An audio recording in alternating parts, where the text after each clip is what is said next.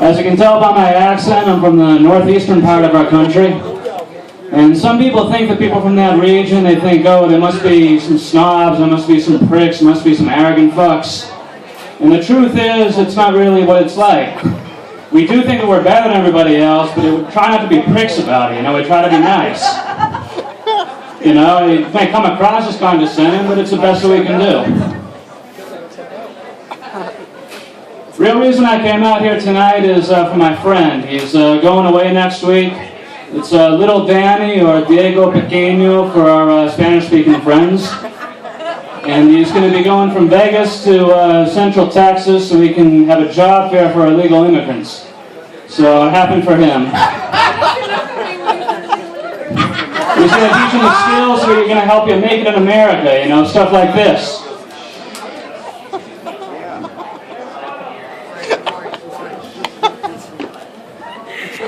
Wow.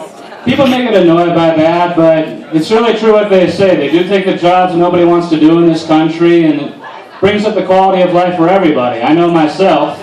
I eat healthier now because the strawberries and the apples are cheap, and in Danny's line of work, you hear that the cost of a blowjob from a male prostitute used to be $50.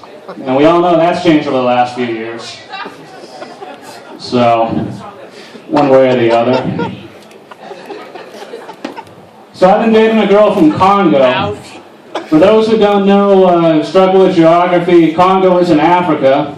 For those who used to be governor of Alaska, Africa is a continent, and so Congo is a country. It's not a state or some kind of province, it's a country. And dating a girl who's foreign, it has its benefits and also can have some quirks about it too. Most guys who, when they have a girl, they have to make sure that she doesn't get jealous of their pornography, doesn't look around their computer too much. For me, I have to make sure she doesn't see my collection of National Geographic. I could get jealous of that.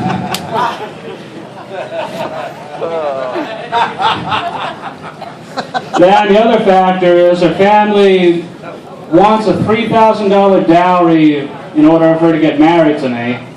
And I countered that with saying, well, okay, we're going to deduct that from the $10,000 we're going to have for the party.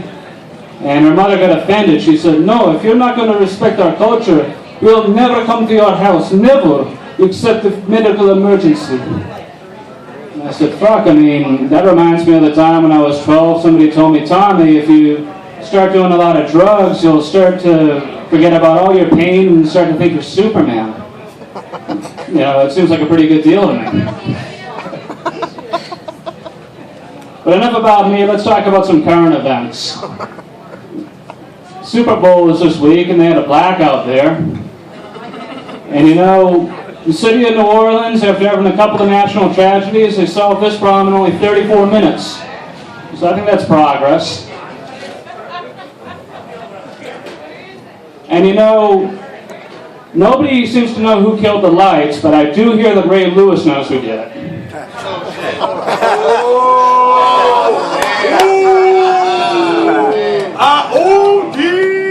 People were upset with Ray Lewis last week. They feel that there was a miscarriage of justice, and I take a different stance on that. You have to look at the full context of the case, and he entertained a lot of people for a lot of years. It's public service. Public service usually gets a pardon. I just extend that out more to different Americans. I think we should have what they call a one free kill rule. You do a good community service, and you get to kill one person. Run down the guy who cut you off in traffic last week. Anybody like that? I like it. I think it'd create a more polite society. It'd be a lot more community service too. And if you don't think about it, it's a pretty good idea. Now, some of you might look at me right now and think, hey, this guy's pretty screwed up. And some of you might put two and two together and say, hey, he's from the Northeast. Maybe he was molested as a young boy by some priest. And that's kind of a funny story too, so I'll get into that. Now, I was raised Catholic, but I was never touched as a young man. And so it has to do with my parents. They protected me. Not that they actually looked through the diocese and, kept me away from anything bad, but they gave me a lot of cookies and made sure I was overweight. And then when I became an altar boy, they told me, be very unattractive when you approach Father Dolan, cross your eyes, have really boring conversation, if he gets really close to you, just shit your pants, it'll probably draw him away from it. And it worked out. But the problem is that I began to feel, a real lack of attention. I became jealous of all the other boys, They get handed all this wine, and they told me, Tommy, you stay away when we go to the rectory. And that's, I think, the reason I crave so much attention when I'm an adult now. And so that's kind of the message I'd like to leave you with tonight, is to think about these child molestation cases, the people who aren't considered the victims, the other children. I mean, you might think, there's a lot of suffering that goes along with, groping and forced fellatio and anal rape, and there is. But think about the pain that comes with feeling like you're left out, that you're not being appreciated. And if there are any lawyers here tonight, I think we can make a good lawsuit out of that. I want to sue the church. That's all I got. Y'all have a good night, and try to have a good weekend.